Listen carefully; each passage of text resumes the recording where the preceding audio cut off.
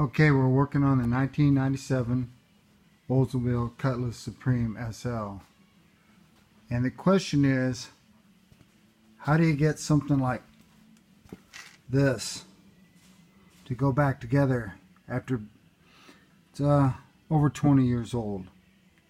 And the way I did that is I tapped and dyed everything, all threads, you know, all the threads, internal and external. And then I was able to put my axle back into the transmission. Alright, here's one I'm working on now.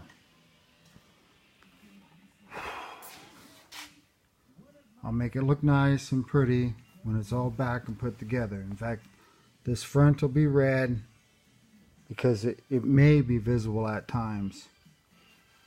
Although there is a cover that goes over this part. But I think, yeah, I probably won't see any of it, but we'll paint it nice anyway to keep it looking good.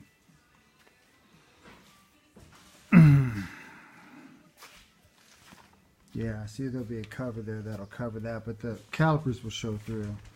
So the calipers and the rotor will be painted.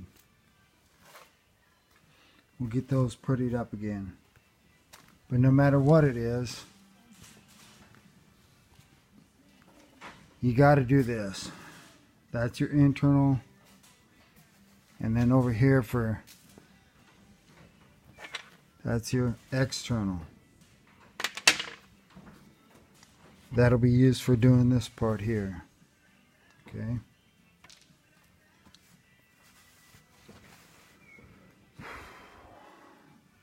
So I tried to put this one on once already. I started all the bolts in it and went to the other side, and when I got to the other side, I got more careful with it and did a lot more cleaning, detailing, and tap and dye on threads, and when I put it together it was way easier. So I just went back to this one and just took it back off because now I realize all of this is going to have to be done. Internal, external, and all the lug nuts too. Lug nuts and threads here. And of course once it's on there, then I'll paint it. So $70 for a new one of these. Okay, but this one's perfectly good, even though it is old. Works good. So by doing a little work, and believe me, it's not easy on the tap and die on these. And if it gets too tough, don't break your tap or die. Back it off and put on more oil. I'm using WD-40, and then go back again and keep trying. You know, just work it back and forth till you finally get it through or over. Because you're going to find out they're pretty stubborn. Getting these bolts out was difficult because when they stick through the back side, they rust. That's what it looks like after it was out. So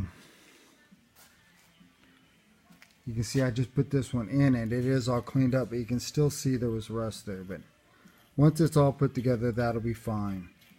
In fact, I'm going to paint it.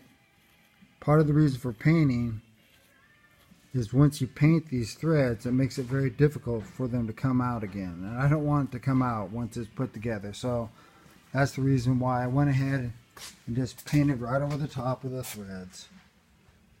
That's actually going to go in my favor now. Sort of like just putting a thread lock on it, you know. Same idea.